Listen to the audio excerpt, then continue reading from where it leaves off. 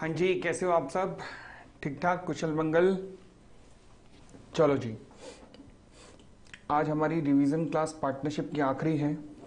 अच्छा, वो जो लिस्ट ऑफ इम्पोर्टेंट क्वेश्चन बन रहे थे ना, वो लगभग पार्टनरशिप के बन चुके हैं। एंड बस मैं फाइनलाइज ही कर रहा था, एक बार गो थ्रू करके आंसर, क्योंकि एक एक का आंसर बनाना पड़ता है यार, बहुत टाइम लगता है। पूछो मत, एक एक का आंसर बनाने बनाने में तेल निकल जाता है। तो खैर, आज लगभग सारे पार्टनरशिप के सारे क्वेश्चन आपको मिल जाएंगे। अभी थोड़ी आज रात तक, लेट नाइट तक मिल जाएंगे। और जैसे ये सारे क्वेश्चन बना लूंगा ना, तो इसके बाद आपका एग्ज़ाम किस दिन से है? मैं सोच रहा हूँ लगातार 4 या 5 दिन बैक टू बैक क्लासेस लेकर इनका वीडियो सॉल्यूशन दे दूंगा। कुंदन वो तो लगातार बैक टू बैक ना क्लासेस लेकर इनका सॉल्यूशन मैं दे दूंगा। तो मैं सोच रहा हूँ, तो करता हूँ उस बारे में कुछ। जी, चलिए फिलहाल अपन लोग शुरू करते हैं। आज पार्टनरशिप की लास्ट रिवीजन है। लो जी, पार्टनरशिप एक्ट।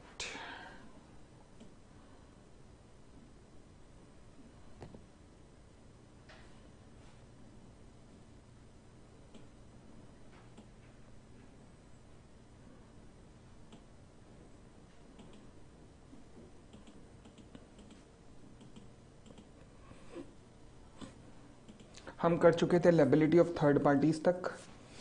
अब हम आते हैं आज की क्लास में अगले टॉपिक पर, जिसका नाम है इंट्रोडक्शन। इंट्रोडक्शन मतलब जिसे आप अकाउंट्स के अंदर एडमिशन का नाम देते हो ना, वो introduction. Introduction of a partner. अब देखो जी, अगर कोई भी नया पार्टनर एडमिट होना चाहता है किसी पार्टनरशिप के अंदर, तो 2 तरीकों से वो एडमिट हो सकता है।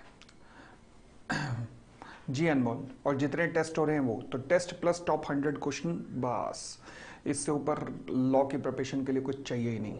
बट फाउंडेशन में मैं देख रहा हूँ लॉ का टेस्ट जो दे रहे हैं ना बच्चे, उनकी संख्या कम होती जा रही है। 30-35 बच्चे बस ये टेस्ट दे रहे हैं। बड़ी शर्मिंदा करने वाली बात है बड़ी, कि क्या करूँ, मतलब क्या करना चाहिए। बिना टेस्ट के आप सोच रहे हो अगर कि आप पास हो जाओगे, तो वो नेक्स्ट टू इम्पॉसिबल है, जब तक आप टेस्ट ही नहीं दोगे। तो ध्यान रखना, मैंने हफ्ते में 2 टेस्ट कर दिए हैं। एक टेस्ट कल हुआ, अब एक टेस्ट आने वाले थर्सडे को है। तो प्लीज मेक श्योर।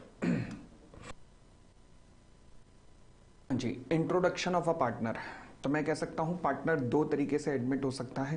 पहला एक तरीका होता है कि सभी के सभी पार्टनर्स की कंसेंट ले लो, मतलब consent of all the partners.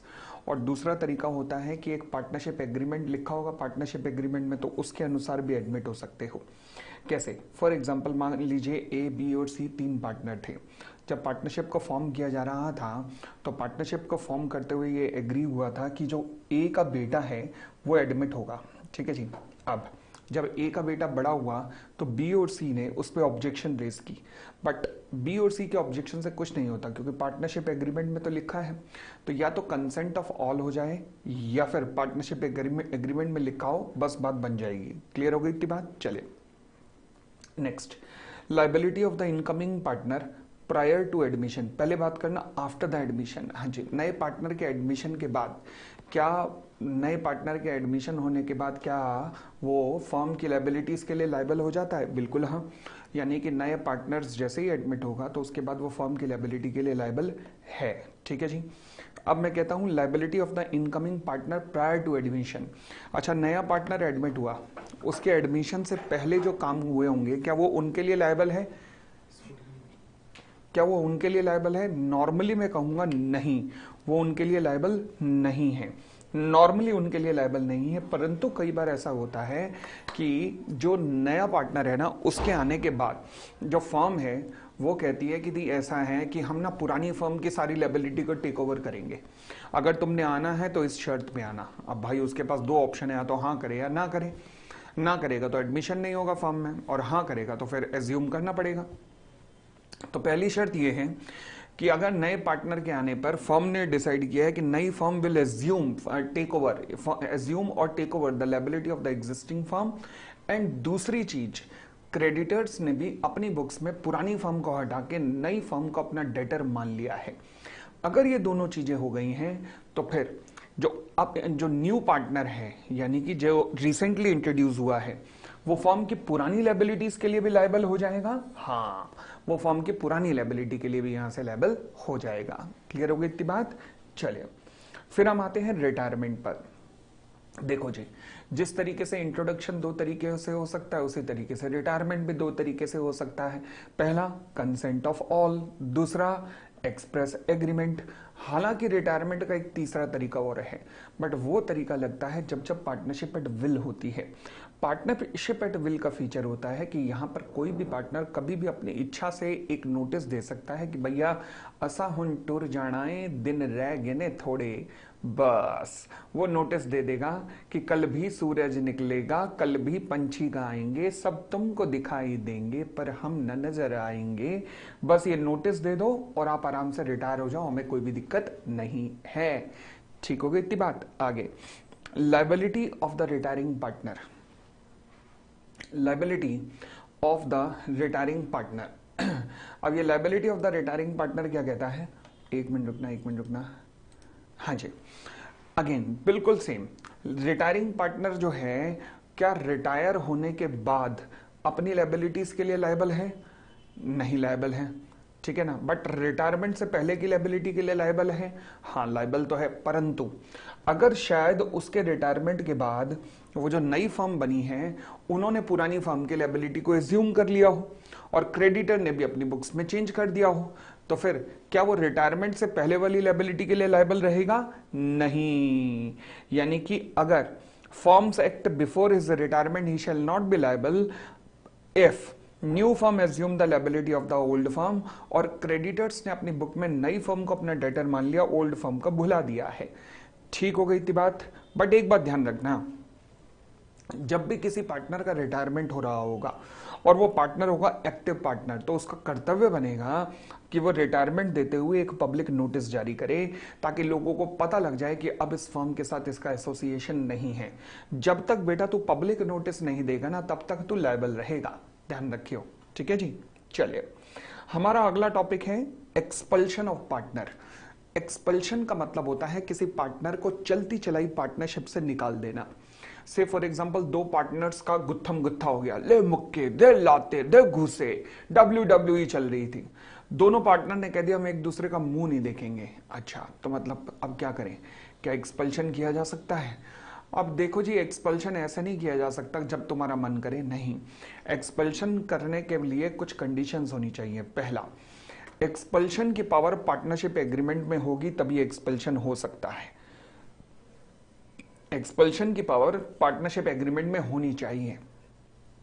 दूसरी कंडीशन, किसी भी पार्टनर को निकालने से पहले उसे सुनवाई का पूरा मौका दिया जाना चाहिए, यानी कि अपॉर्चुनिटी ऑफ बीइंग हर्ड दी जानी चाहिए। तीसरा, एक्सपल्शन फर्म के लिए गुड फेथ में हो, मतलब गुड फेथ में होना चाहिए। किसी दो पार्टनर की जेलेसी में एक को निकाल दिया, ये सही नहीं है। यानी कि एक्सपल्शन गुड फेथ में होना चाहिए एंड एक्सपल्शन के लिए मेजॉरिटी ऑफ द पार्टनर्स की आपको कंसेंट चाहिए। तो पहली बात, पावर टू एक्सपेल एग्रीमेंट में होनी चाहिए। दूसरा, एक्सपल्शन फर्म की भलाई के लिए यानी कि गुड फेथ में होना चाहिए। तीसरा, हटाए जाने वाले पार्टनर्स को सुनवाई का मौका देना चाहिए, called as opportunity of heard. And next, expulsion से पहले मेजॉरिटी की कंसेंट चाहिए। ठीक है, चलिए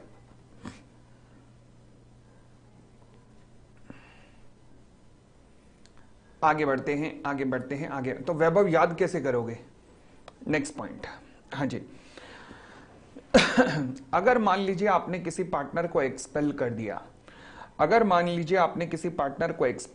और इन सब फॉर्मेलिटीज को पूरे किए बिना आपने किसी पार्टनर को एक्सपेल कर दिया, तो ये एक्सपेल्शन क्या होगा? नल एंड वॉइड माना जाएगा। Any such expulsion shall be null and void. अगर किसी पार्टनर को एक्सपेल किया बिना फॉर्मेलिटीज को पूरा किए हुए तो any such expulsion shall be null and void. ठीक हो गई? आगे बात। अब ध्यान रखना, अगर मान लीजिए ये प्रूव हो गया कि एक्सपेल्शन नल एंड वॉइड था, अब आपको पार्टनर को दोबारा लेना पड़ेगा वापस। अच्छा, क्या ये हो सकता है कि हम पार्टनरशिप को एंड कर दें? अब नहीं। यानी कि अगर एक्सपेल्शन गलत भी था तो भी पार्टनरशिप चलती रहेगी, बस तुम दोबारा आ जाओ। पार्टनरशिप को चलते चलाए बिजनेस, भाई देश की इकोनॉमी में एक और चोट क्यों पहुंचा रहे हो? ऑलरेडी तुमने एक एक्सपेल करके एक व्यक्ति के घर को चोट पहुंचाई, अब तुम 10 लोगों को और चोट पहुंचाओगे। एक्सपेल्शन इनवैलिड है, ठीक है, उसको वापस ले लो, और क्या। चलिए, नेक्स्ट पॉइंट आता है इंसॉल्वेंसी। देखो जी, दो केसेस बन सकते हैं इंसॉल्वेंसी में भी, डेथ में भी। पहला, अगर तो पार्टनरशिप एग्रीमेंट है साइलेंट, और अगर एक पार्टनर भी इंसॉल्वेंट हो जाता है, तो फिर अगर पार्टनरशिप एग्रीमेंट साइलेंट है तो पूरी की पूरी फर्म डिसॉल्व हो जाएगी। ओ,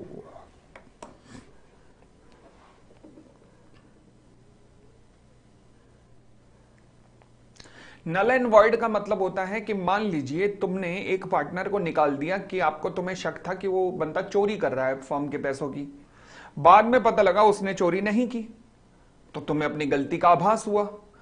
अब क्या कर सकते हो, आप उसको वापस ले आओगे, ठीक है ना। और नल एंड वॉइड का होता है मतलब कि आपने उसको सुनवाई का मौका दिए बिना उसे निकाल दिया था। तो इसका मतलब अगर आपने इन चारों में से किसी भी कंडीशन का पालन नहीं किया तो वो नल एंड वॉइड है, ठीक है ना। चलिए, अब सुनिएगा जी, सुनिएगा।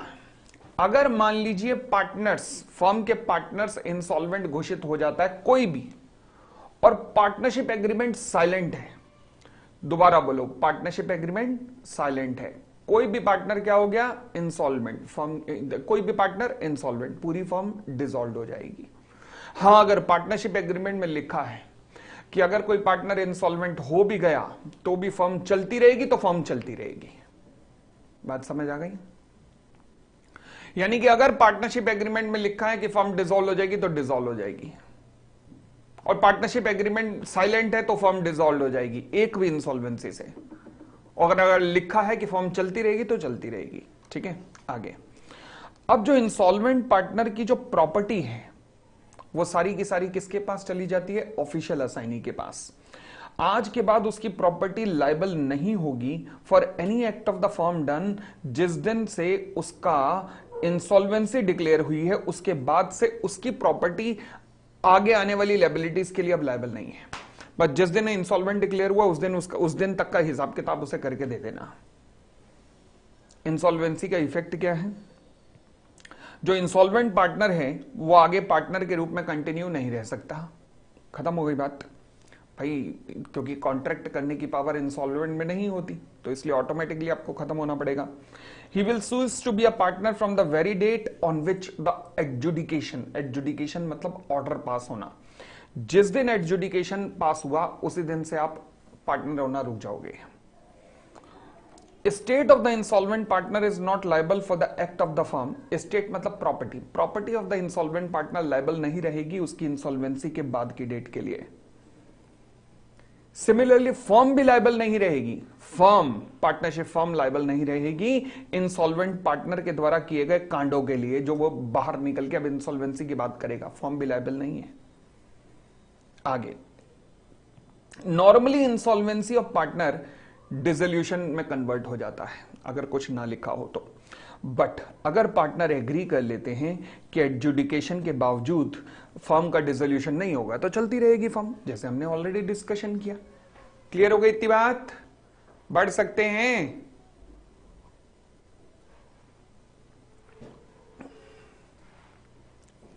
Next point, death of a partner, partner की डेथ हो जाना, दोबारा कॉन्सेप्ट यही है। अगर तो मान लीजिए पार्टनर का, अगर तो पार्टनरशिप एग्रीमेंट साइलेंट है, एक भी पार्टनर लुढ़क गया तो पूरी फर्म डिसॉल्व हो जाएगी। बट अगर पार्टनरशिप एग्रीमेंट में लिखा है कि भाई कोई लुढ़के या ना लुढ़के फर्म चलती रहेगी, तो फिर फर्म चलती रहेगी। समझ गए इस बात को?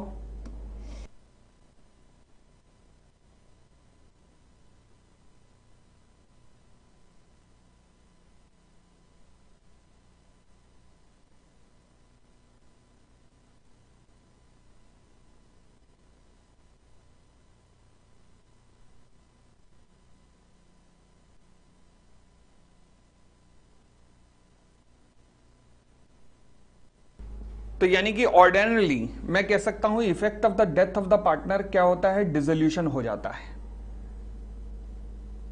But again the rule in regard to the dissolution of the partnership by death of the partner is subject to a contract between the parties. क्या यह पॉसिबल है कि पार्टनर्स आपस में एग्री कर दें कि डेथ के बावजूद भी फर्म चलती रहेगी? हाँ, फर्म चलती रहेगी। हाँ, जब तक कि सारे पार्टनर्स की डेथ ना हो जाए या एक को छोड़कर सारे पार्टनर की डेथ ना हो जाए। क्यों? क्योंकि उस केस में कंपल्सरी डिसोल्यूशन हो जाता है। फिर आगे सिमिलरली जिस दिन डेथ हुई है पार्टनर की, उसके बाद जो state of the disease partner है, यानी कि property of the disease partner, आज के बाद वो लायबल नहीं है। फर्म कोई भी माल परचेज करे, कोई भी लायबिलिटी इनकर करे, डेथ के बाद वो प्रॉपर्टी, उनकी प्रॉपर्टी लायबल नहीं है। बस डेथ के दिन हम अकाउंट फाइनल कर देंगे और उसको इसका हिस्सा मिल जाएगा। जिस भी पार्टनर की डेथ हुई है उसके लीगल रिप्रेजेंटेटिव को उस डिसीज पार्टनर का हिस्सा मिल जाएगा। Next, right of the outgoing partner to carry on the competing business. अब याद करना जरा agreement and restraint of trade के कॉन्सेप्ट को, वो दिमाग में रखकर अब मुझे जवाब देना। Right of the outgoing partner to carry on the competing business, क्या कहना चाह रहा है ये? क्या ऐसा पॉसिबल है कि कोई आउटगोइंग पार्टनर जो है वो फर्म से मिलता जुलता बिजनेस चला ले? हाँ, ये पॉसिबल है कि बिल्कुल फर्म से मिलता जुलता बिजनेस वो चला ले। Very much possible. अच्छा, अगर ये पॉसिबल है तो फिर तो फर्म का नुकसान हो सकता है। यस, फर्म का नुकसान हो सकता है। बड़ी सीधी सी बात है, आपका एक पार्टनर रिटायरमेंट लेके गया और उसने आप ही को कंपटीशन देना शुरू कर दिया। इससे बचने के लिए फर्म क्या करती है, कई बार अपने पार्टनरशिप एग्रीमेंट में लिखवा देती है कि अगर कोई भी पार्टनर हमारी फर्म को छोड़कर जाएगा, agreement and restraint of trade में ये पढ़वाया था, अगर कोई भी पार्टनर हमें छोड़ के जाएगा तो फिर वो सर्टेन पीरियड तक, सर्टेन लोकल लिमिट तक हमारा कंपीटिंग बिजनेस नहीं खोलेगा। अगर पार्टनरशिप एग्रीमेंट में ये लिखा है तो कोई भी पार्टनर जो छोड़ के जा रहा है उसे इस क्लॉज का पालन करना पड़ेगा। बात समझ आ गई? उसे इस क्लॉज का पालन करना पड़ेगा। आप नहीं कर सकते, इस क्लॉज का उल्लंघन आप नहीं कर सकते, मतलब आपको इस क्लॉज का पालन करना ही करना पड़ेगा। क्लियर हो गई इतनी बात? चलिए आगे। Next point, right of the outgoing partner in certain cases to share the subsequent profit. Oh, देखो जी, ऐसा है, बड़ी सीधी सी बात है कि अगर मान लीजिए कोई पार्टनर चला गया, चाहे उसकी डेथ हो गई या रिटायरमेंट हो गया, परंतु फर्म ने उसका अकाउंट सेटल नहीं किया। अकाउंट सेटल करना चाहिए था, अकाउंट सेटल नहीं किया, तो जब तक उसका अकाउंट सेटल नहीं होता तब तक उसका जितना भी शेयर बनता है उसके ऊपर फर्म को 6% के हिसाब से ब्याज देना पड़ेगा। कितने परसेंट के हिसाब से? 6% के हिसाब से। कहां से? जिस दिन से उसका ड्यू बनता था वहां से जब तक आप पे नहीं करते तब तक 6% के हिसाब से आपको ब्याज देना पड़ेगा। Where any member of the firm had died, दो ही केसेस में होगा, पहला डेथ के केस में और दूसरा रिटायरमेंट के केस में, बस तीसरा कोई केस नहीं होगा, ध्यान रखना। तो where any member of the firm died or otherwise cease to be a partner and the surviving or continuing partner carry on the business of the firm with the property of the firm without any settlement of the account between them and the outgoing partner, तो क्या होगा? Then in the absence of a contract to the contrary, the outgoing partner or his estate is entitled के आगे to such share of the profit made since he ceased to be a partner as may be attributable to the use of, simple रखना, to such share of the profit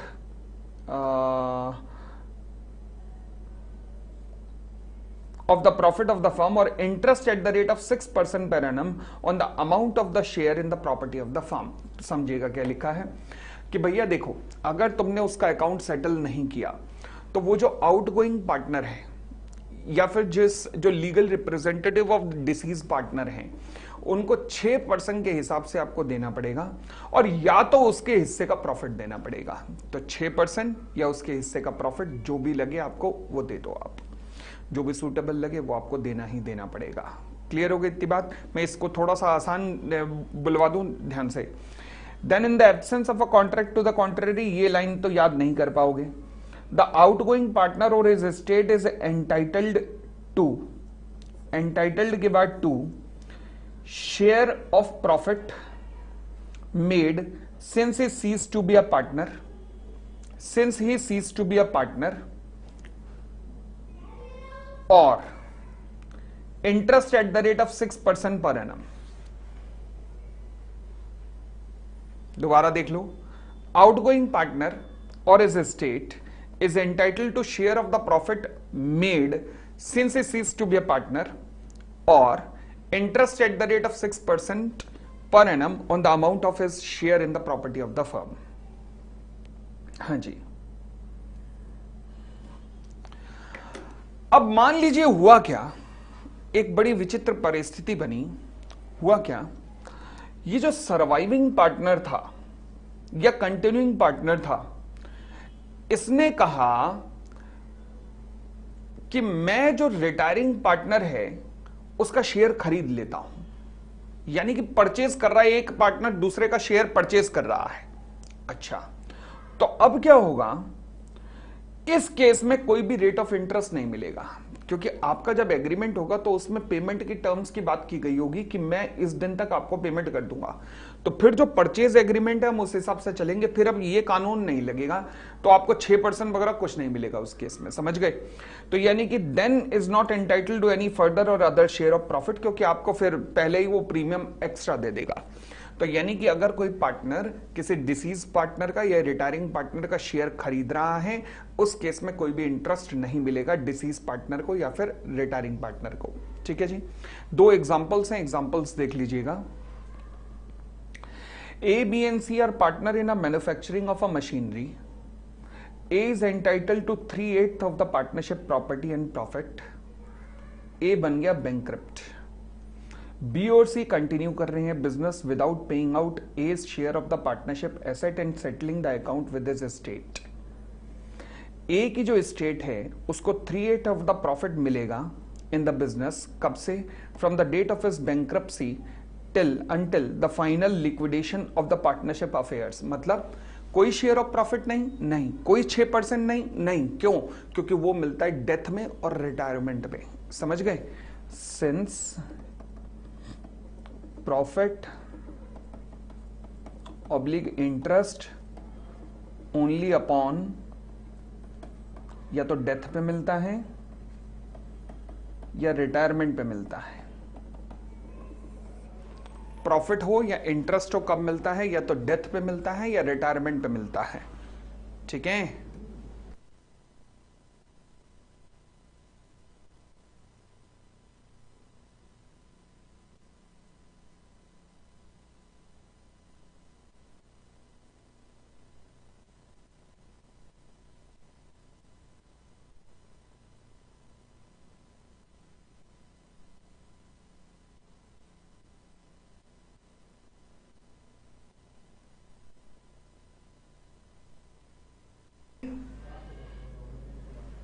चलिए फिर आगे कहता है ए, B and C partners थे, C retire हो रहा है, अपना शेयर बेच के निकल रहा है फर्म में।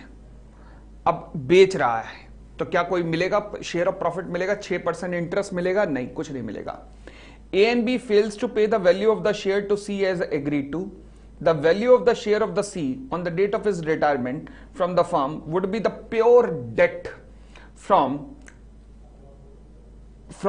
the date on which he ceased to be a partner.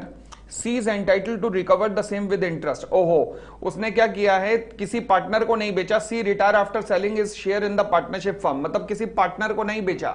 Like A, like B, अगर A और B खरीदते तब होता, मतलब ये तो नॉर्मल रिटायरमेंट है कि C की रिटायरमेंट हुई है बस। तो सी के रिटायरमेंट के टाइम पर कोई, मतलब उसको क्या मिलेगा, बस उसको शेयर ऑफ प्रॉफिट और वो जो 6% का मिलना है वही मिलेगा, बस और कुछ नहीं मिलेगा। बट अगर यहां होता कि सी ने अपना शेयर ए या बी को बेच दिया है तो लपेटे में ला सकते थे, तब आपको शेयर ऑफ प्रॉफिट ना मिलता सी, तो फिर आपको जो भी आपका एग्रीमेंट हुआ है उसके अनुसार पेमेंट मिल जाती ए या बी से। ठीक है, चलिए आगे। Revocation of continuing guarantee by change in the firm. देखो जी, अब आप इंडेमनिटी एंड गारंटी का चैप्टर कर चुके हो, उसको जरा रिकॉल करने की कोशिश करना। आपने एक फर्म ने एक गारंटी दी है, किसी चीज के लिए फर्म ने गारंटी दी होगी। अब फर्म का कॉन्स्टिट्यूशन हो गया चेंज, तो अब कंटिन्यूइंग गारंटी का क्या होगा। तो लॉ कहता है कि कंटिन्यूइंग गारंटी जो है टू द फर्म और to the third party in respect of the transaction of the firm अगर तो कॉन्ट्रैक्ट में कुछ नहीं लिखा, in the absence of an agreement to the contrary, revoked हो जाएगी फ्यूचर ट्रांजैक्शन के लिए। यानी कि जितनी फ्यूचर ट्रांजैक्शन है सबके लिए गारंटी वापस हो जाएगी, रिवोक्ड हो जाएगी। क्लियर हो गई इतनी बात? कोई दिक्कत यहां तक?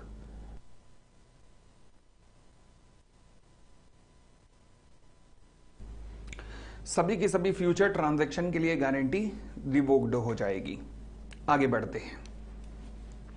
Next point, dissolution of the firm. देखो जी, दो चीजें होती हैं, एक होता है डिसोल्यूशन ऑफ द फर्म और एक होता है डिसोल्यूशन ऑफ द पार्टनरशिप। दोनों में फर्क है। हाँ, डिसोल्यूशन ऑफ द फर्म का मतलब है सबने उठाया लोटा और निकल गए हरिद्वार, बोलो हर हर गंगे, सब खत्म, एसेट्स बिक गई हैं, लायबिलिटी पे ऑफ हो गई है, कोई बिजनेस नहीं बचा। डिसोल्यूशन ऑफ द पार्टनरशिप का मतलब होता है जो एग्जिस्टिंग रिलेशनशिप चल रहा है वो चेंज हो गया है, अब नया रिलेशनशिप बना है। से for example profit sharing ratio change हुई, इंट्रोडक्शन के केस में, रिटायरमेंट के केस में, इसे कहते हैं dissolution of partnership.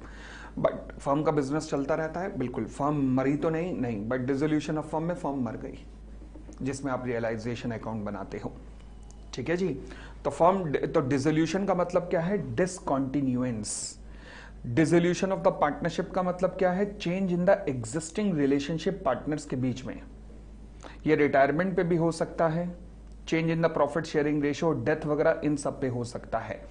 But dissolution of the firm का मतलब उठाओ लोटा, चलो हरिद्वार और जोर जोर से चिल्ला के बोलो हर हर गंगे। समझ गए? तो ये दोनों के बीच में डिफरेंस है। हाँ जी, डिसोल्यूशन ऑफ फर्म के केस में वाइंडिंग अप होता है क्योंकि सब कुछ खत्म। यहां पर केवल रिकॉन्स्टिट्यूशन ऑफ द फर्म होता है, यानी कि रिवैल्यूएशन अकाउंट बनता है। फिर फर्म जो है कोर्ट के ऑर्डर से भी डिसॉल्व हो सकती है। फिर फिर और यहां पर dissolution of the partnership is not ordered by the court. Dissolution of the partnership court के द्वारा ऑर्डर नहीं किया जाता, यहां पर कोर्ट का इन्वॉल्वमेंट नहीं होता है। फिर भाई डिसोल्यूशन ऑफ द फर्म में फर्म का पूरी पार्टनरशिप खत्म, मतलब खत्म हो गई पार्टनरशिप, बट यहां पर पार्टनरशिप चल भी सकती है, भाई चल भी सकती है, पार्टनरशिप कंटिन्यू करेगी आगे। It involve final closure of the books of account, realisation account बनाते हो, यहां पे कोई रियलाइजेशन नहीं बनता, यहां पर डिसकंटिन्यूएशन हो जाता है बिजनेस का और यहां पर बिजनेस चलता रहता है। चले और आगे बढ़ते हैं। हाँ जी, अब हम करने जा रहे हैं dissolution without the order of the court, यानी कि कुछ ऐसे सर्कमस्टेंसेस जहां पर कोर्ट का इन्वॉल्वमेंट नहीं होगा और फिर भी डिसोल्यूशन हो सकता है, मतलब कोर्ट का इंटरवेंशन नहीं होगा, जिसमें पहला डिसोल्यूशन आता है dissolution by the mutual agreement.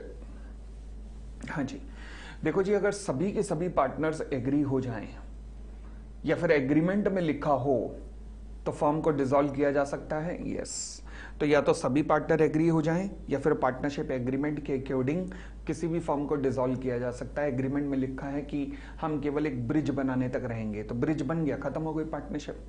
ठीक है ना? और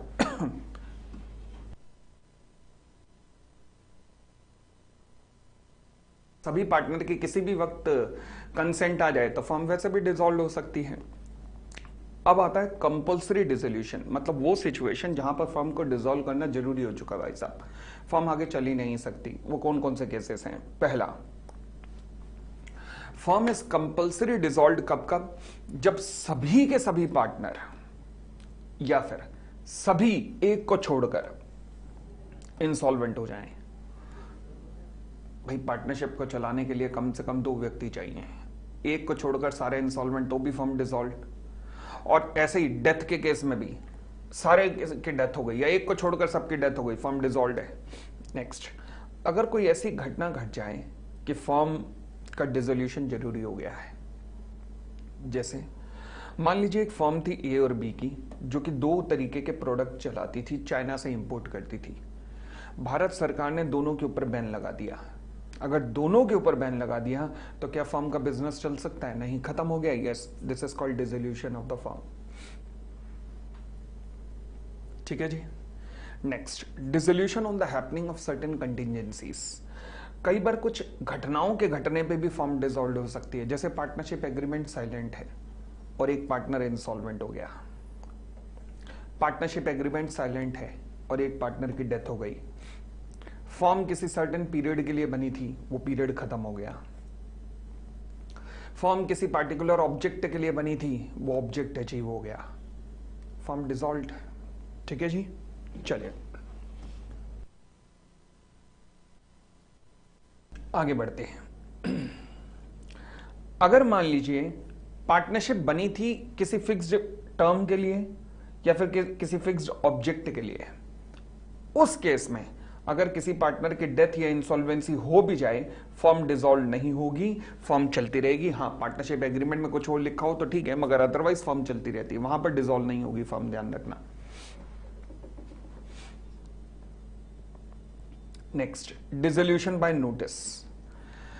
कोई भी पार्टनर कभी भी अपनी इच्छा से एक नोटिस दे सकता है कि अच्छा चलता हूं, दुआओं में याद रखना, और मेरे को ही क्यों, सभी को याद रखना, सारे डिसॉल्व हो जाओ। क्या ये पॉसिबल है? यस, पार्टनरशिप एट विल के केस में। केवल पार्टनरशिप एट विल के केस में सबसे बड़ा फीचर ही यही है कि आप कभी भी अपनी इच्छा से कभी भी एक नोटिस देकर पूरी फर्म को डिसॉल्व कर सकते हो।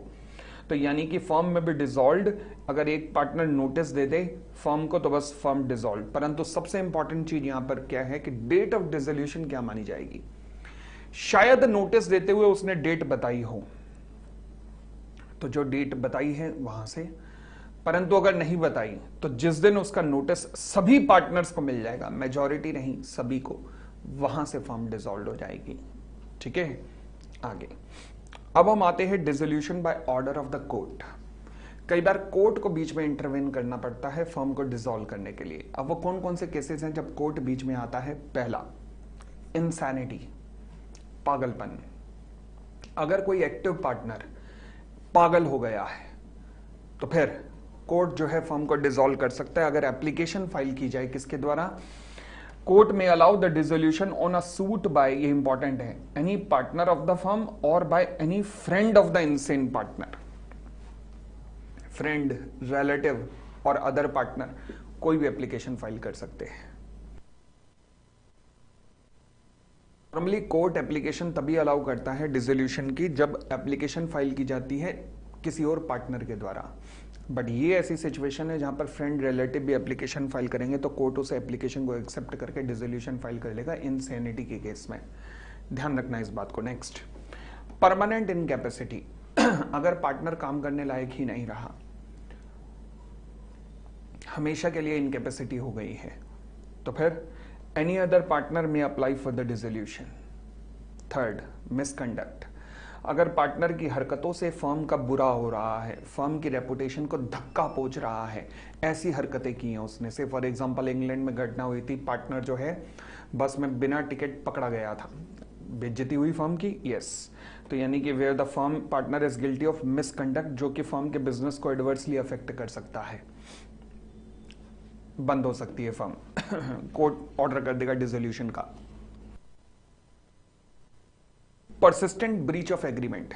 अगर कोई पार्टनर लगातार पार्टनरशिप एग्रीमेंट को ब्रीच कर रहा है, लगातार, फॉर एग्जांपल उसकी रिस्पॉन्सिबिलिटी थी बुक ऑफ अकाउंट्स की एंट्री करेगा, वो एंट्री ही नहीं कर रहा, कई बार समझाया नहीं कर रहा, कई बार उसे कहा गया माल परचेज कर ले, इससे माल परचेज कर ले, नहीं कर रहा, तो फिर कोर्ट को कैसे पता चलेगा कि फ्रेंड है? एप्लीकेशन में बताना पड़ता है कि तुम कौन हो एप्लीकेशन देने वाले कि फर्म को डिसॉल्व कर दो, तुम्हें अपना हुलिया शुलिया सब बताना पड़ता है। हाँ जी, तो परसिस्टेंट ब्रीच ऑफ एग्रीमेंट। अगर कोई लगातार पार्टनरशिप एग्रीमेंट को ब्रीच करने पे तुला हुआ है, कुछ नहीं कर सकते, फर्म को डिसॉल्व करना पड़ेगा। ट्रांसफर ऑफ इंटरेस्ट, याद करो सब पार्टनर का कॉन्सेप्ट समझाया था। अगर फर्म का कोई पार्टनर किसी आउटसाइडर को अपना शेयर ऑफ प्रॉफिट ट्रांसफर कर देता है बाकियों से कंसेंट लिए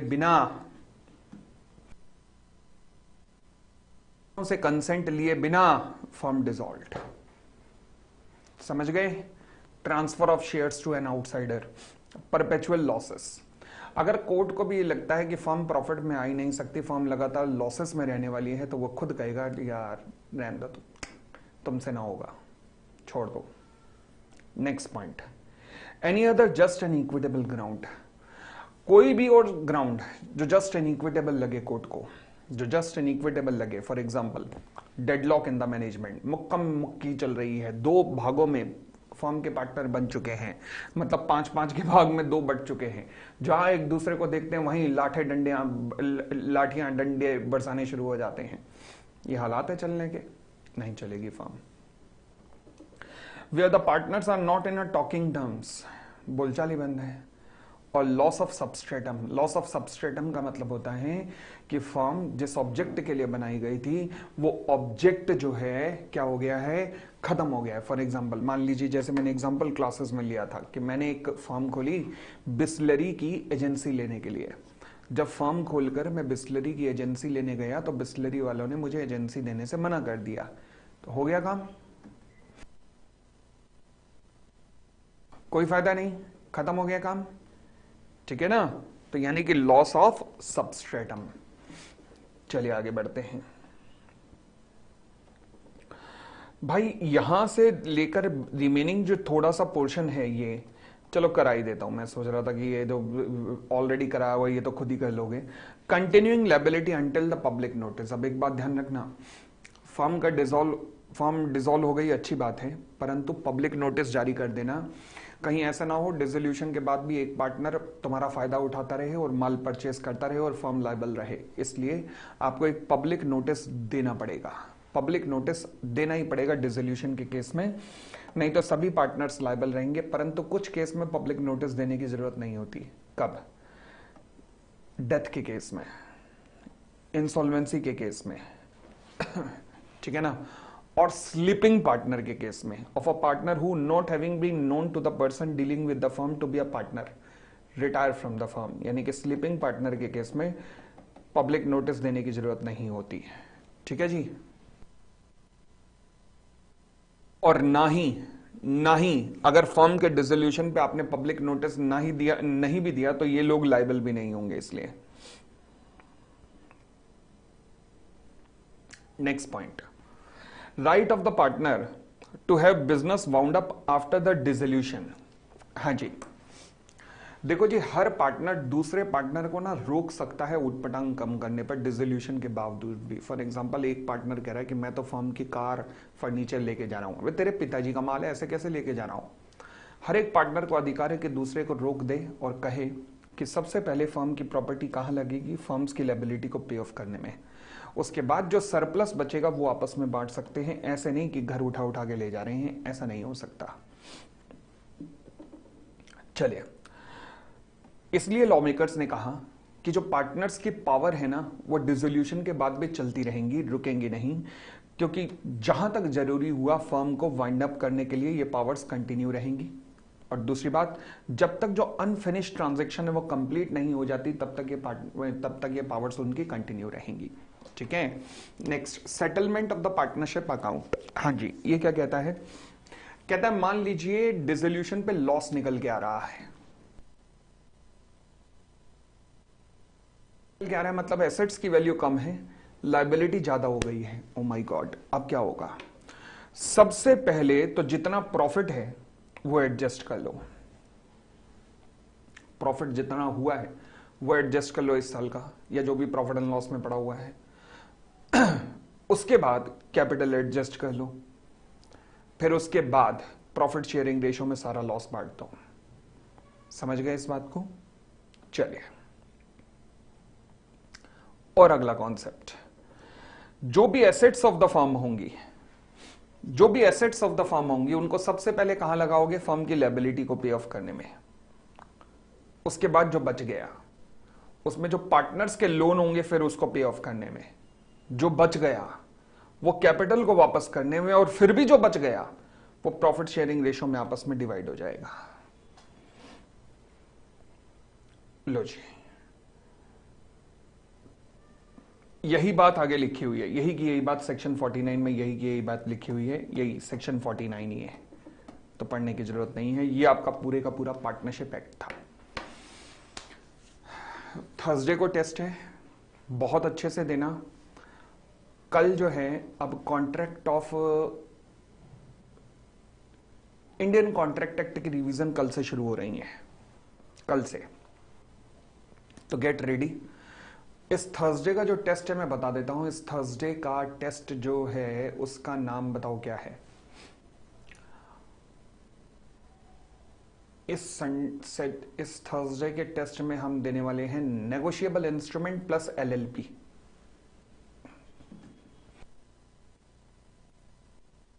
नेगोशिएबल इंस्ट्रूमेंट प्लस एलएलपी। मैं वेडनेसडे और थर्सडे को कोई भी रिवीजन क्लास नहीं रखूंगा।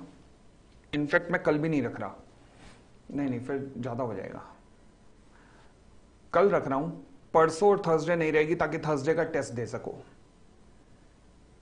कितने दिन का ऑफ चाहिए बीच में टेस्ट की तैयारी के लिए बताओ? खाली थर्सडे का या वेडनेसडे का भी चाहिए बताओ?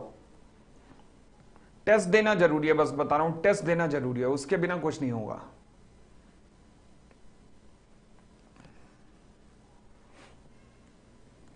ओनली थर्सडे डन है, ठीक है, केवल थर्सडे का ऑफ रहेगा, बाकी रिवीजन क्लास कल से इंडियन कॉन्ट्रैक्ट एक्ट शुरू हो जाएगा।